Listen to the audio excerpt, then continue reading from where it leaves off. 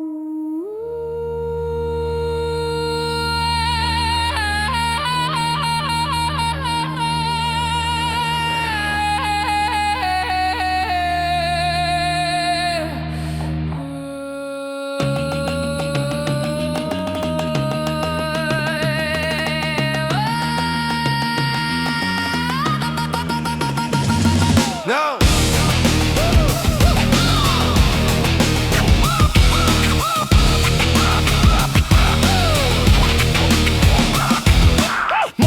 Muster, überall hat's Muster. Meine Kollegen denken, die sind nicht ganz Pusper. Dafür ist doch Bina Zackertuster in ihrem Mainstream-Kluster.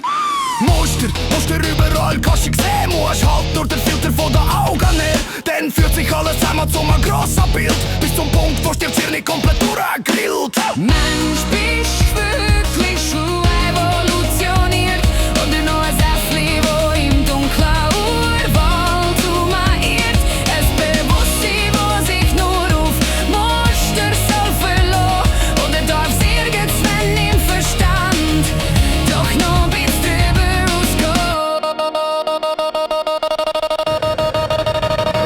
Oh, Mondwasser, Ebbe und Flut, Sonne-Wende oder Robiglut. Millionen Jahre brauchen Nase auf, gehen nicht spurlos vorbei. Da ist der Instinkt halt noch immer vorne mit dabei. Aber natürliche Erscheinungen sind kein Vorurteil. Sie finden sie ewig stark, ganz ohne dein Unheil. Ohne dein selbstzerstörerischer Paranoia-Keil, wo erkoren hast zum Erwacht das Teil.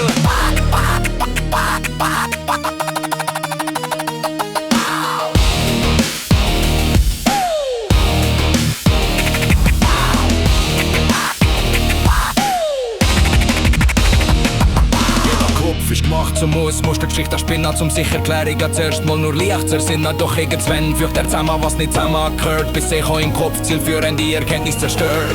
Mensch, bist wirklich schon evolutioniert oder noch ein Sässli?